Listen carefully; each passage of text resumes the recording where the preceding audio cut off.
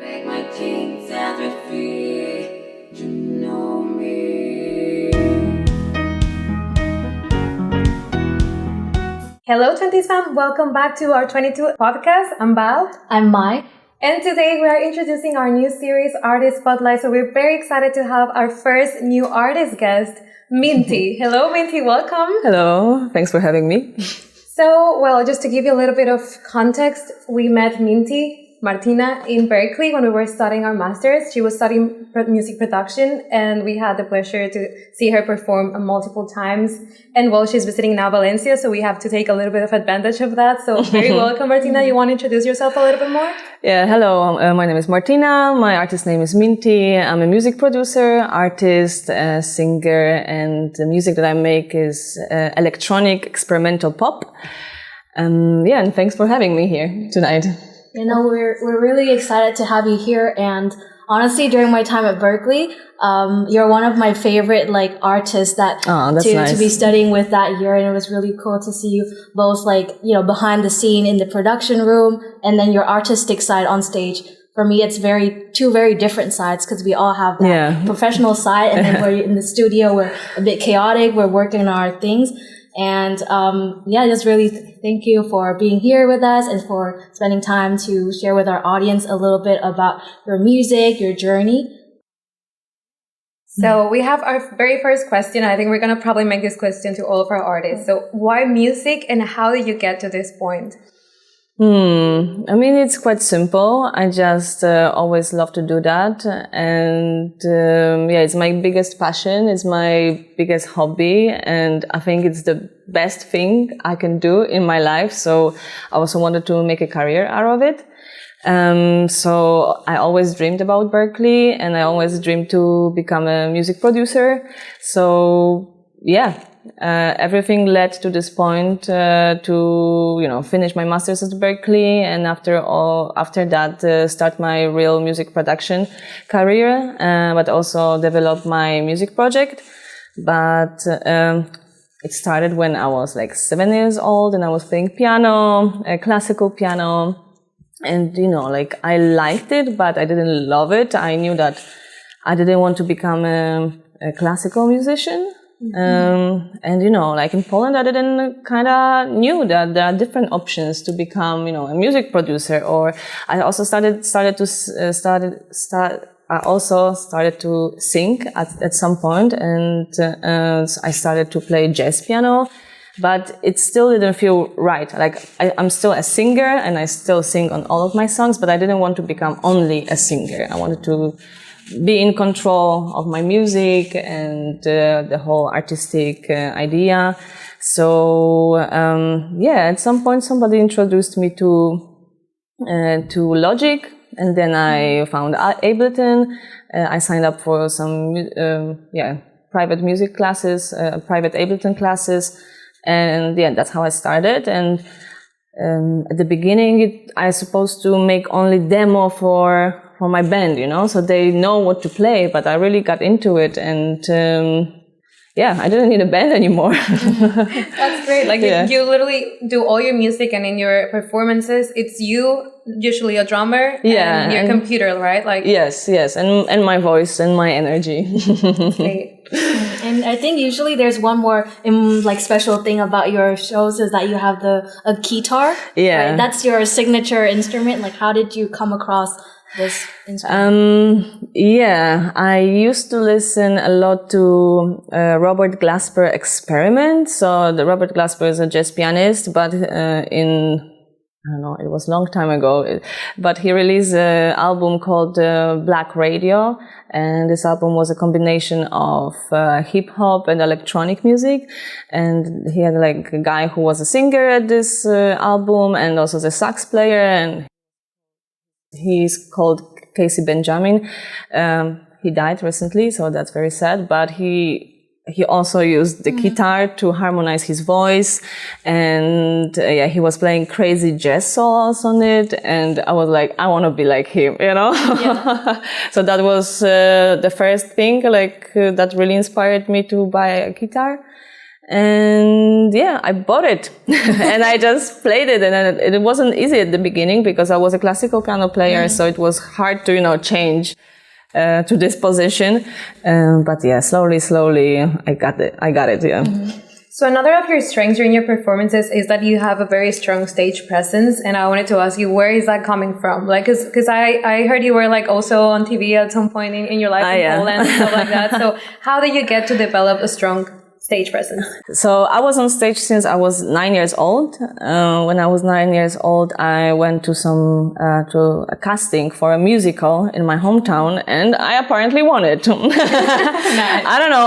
I couldn't sing. I couldn't really play. I wasn't taught, but I just got the role because of my energy, because they liked me somehow, and the singing classes and the acting classes came later, and I had to just learn on the go, and I stayed in a theater for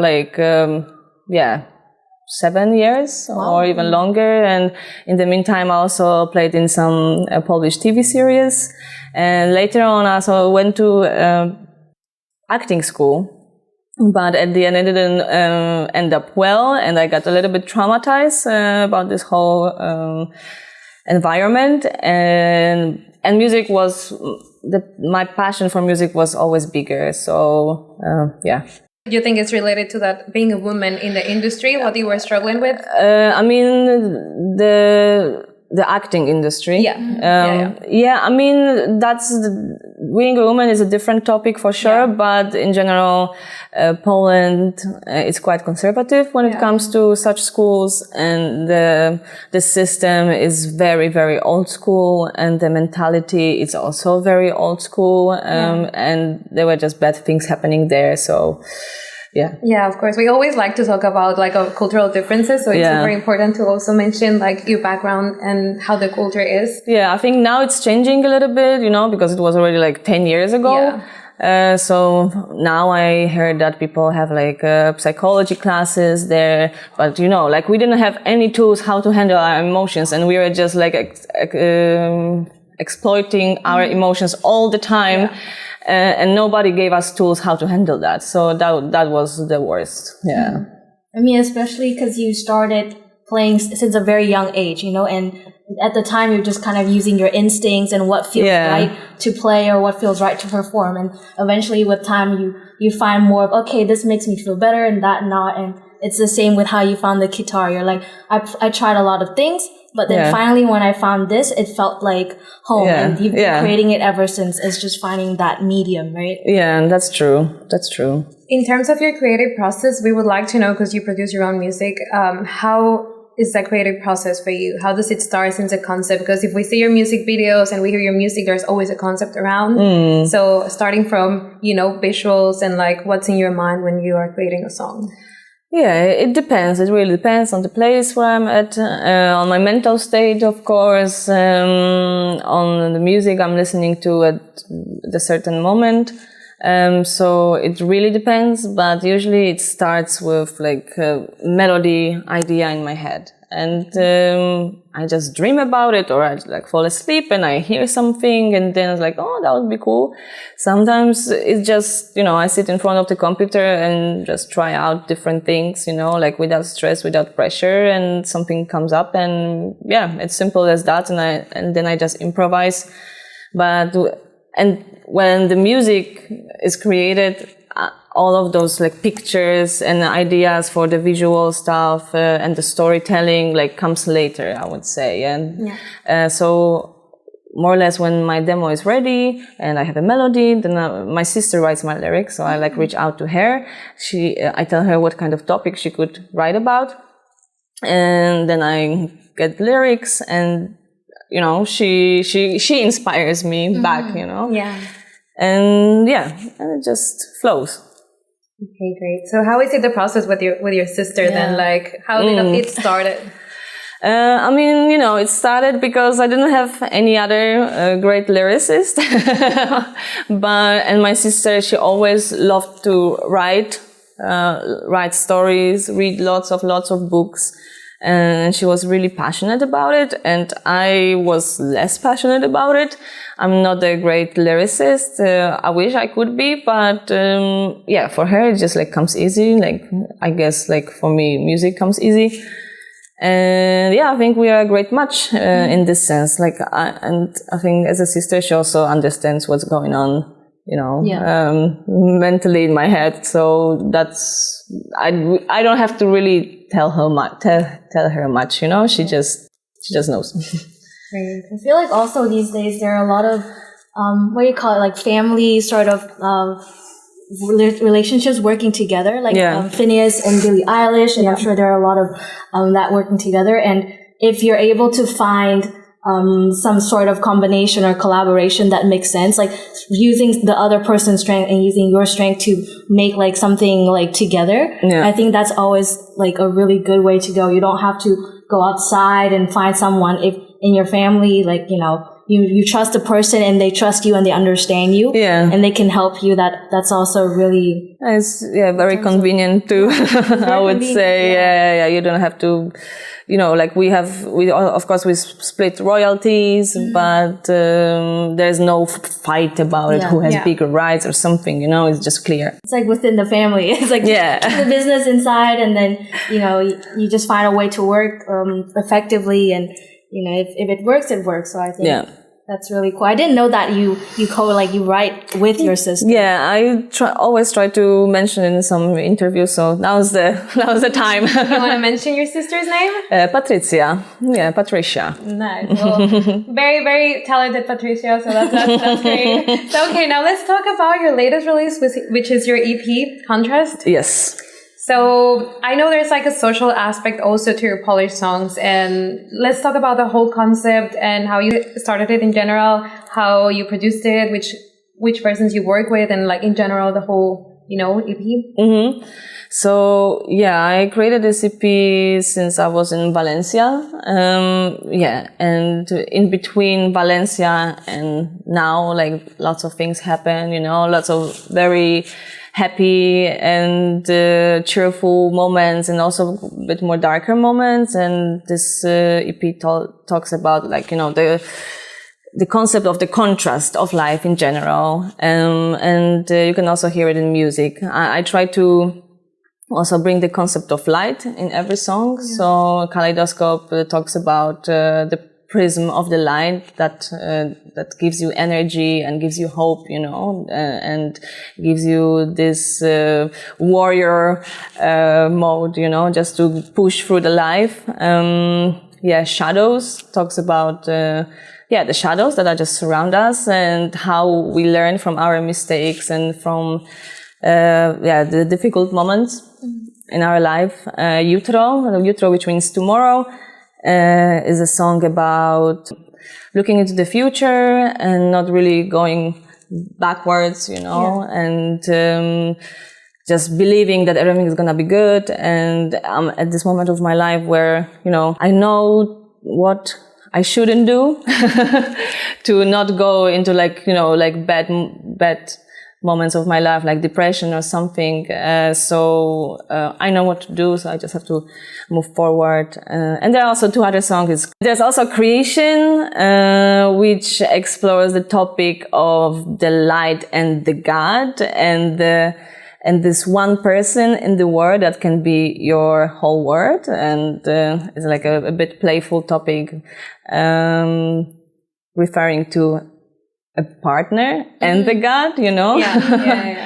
And there's also a song, I'm a Lady, Jestem Panią, in Polish, just that talks about like different feminine sides, and that, you know, the woman should be praised for every aspect of their life, you know, even if they are tired, even when they are not the most beautiful types, you know, that they can be at the moment, just to cherish like everything. That's amazing. Yeah. Well, just guys, if you haven't heard any of her music, we're gonna put the details on our videos and on Spotify as well. But Martina has really, really nice concepts in her music videos. She was working on them when we were roommates here in Valencia, and it was super nice to see that closely. And in general, I think that being a woman and being a producer and being an artist is really tough. Do you see like there was the main differences, I would say, because you've lived in Poland, you've lived in Berlin, you lived in Valencia, like how has been that evolution and how have you seen that it's the toughest times being a woman in the industry? I mean, it is. I think it's changing a little bit slowly, but I can see that there are more girls that are trying to be producers and that there are more women producers. Yeah. But still the gap is quite big. Yeah. Yeah, no, I feel that it's not just in production, but in general, the music in the creative industry. Yeah.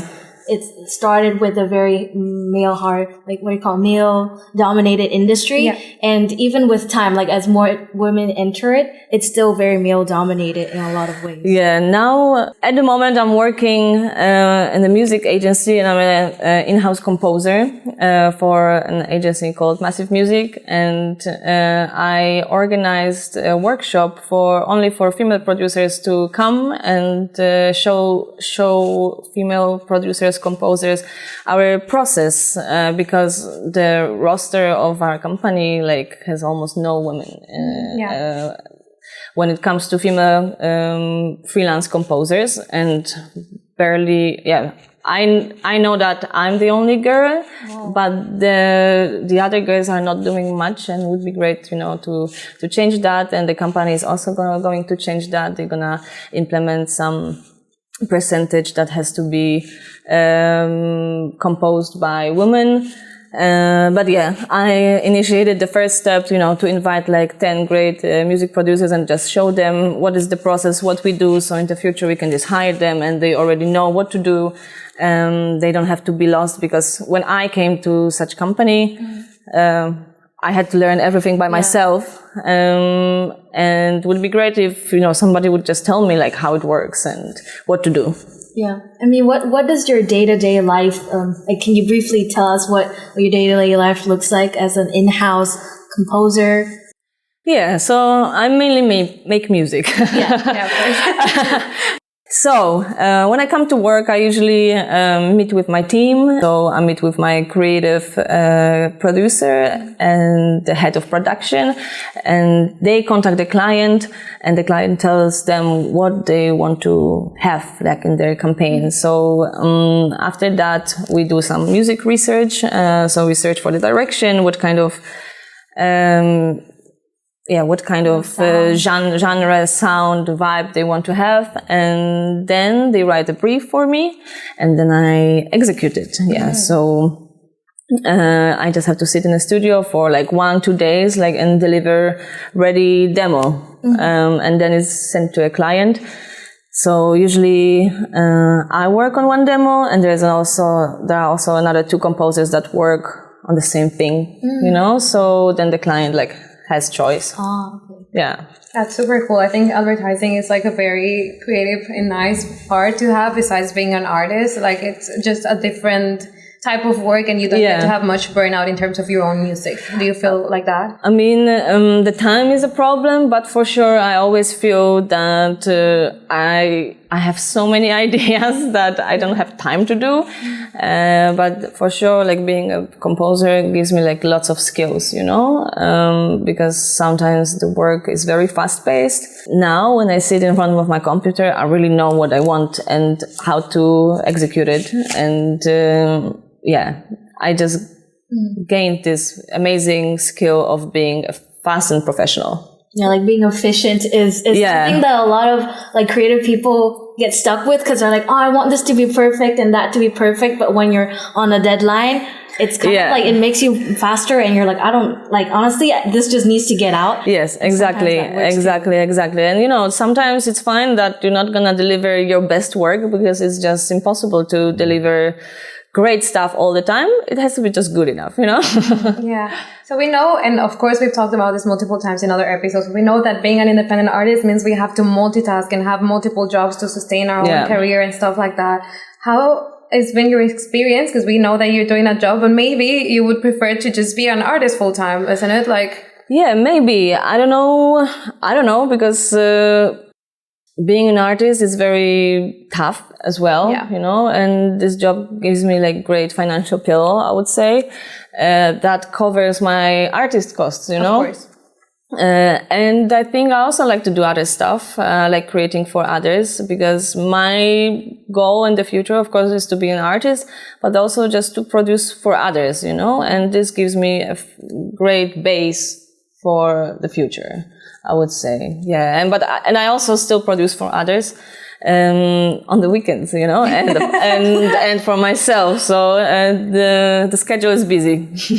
Yeah, I feel like it's quite normal. Like we always talk about this. I was also telling my business consumes my artist side as well. It's just life, and it's just the way to go about it. And sometimes there's no other way, because you have to maintain yourself financially. You have to keep going. You have to commit to deadlines and stuff like that. But it's nice to show our 20s audience and who are like aspiring artists that this is now the way to go about it. It's not the record label major dream. Like today I also talked about it, that because I had some one-on-ones with this Berkeley students today, and you know, I got a question like how to get more gigs and have money out of it, and I'm like, I don't know. I would love to know this question as well, you know, answer to this question as well. But I don't know any independent producer that lives only out of their music, you know, only out of their streams and only out of their concerts. There's always something else happening. It doesn't have to be a restaurant job, but producing for others, mixing for others, teaching at the university, like lots of different sources of income. And I think you have to do it. So, but it also gives you, you know, like you're a bit more humble about what you're doing, and you just learn more skills that gives you inspiration to create your own music. Yeah. Okay. And another thing I want to ask, this is really off topic, but it's about you have an interest in fashion, right? Yeah, a little bit. Yeah, I like fashion. Yeah. I think a little bit is like too humble.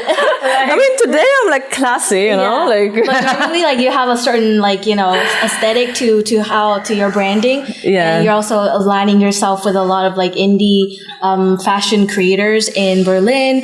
Yeah, I'm trying to work on that now a little bit more because I can afford it at the moment.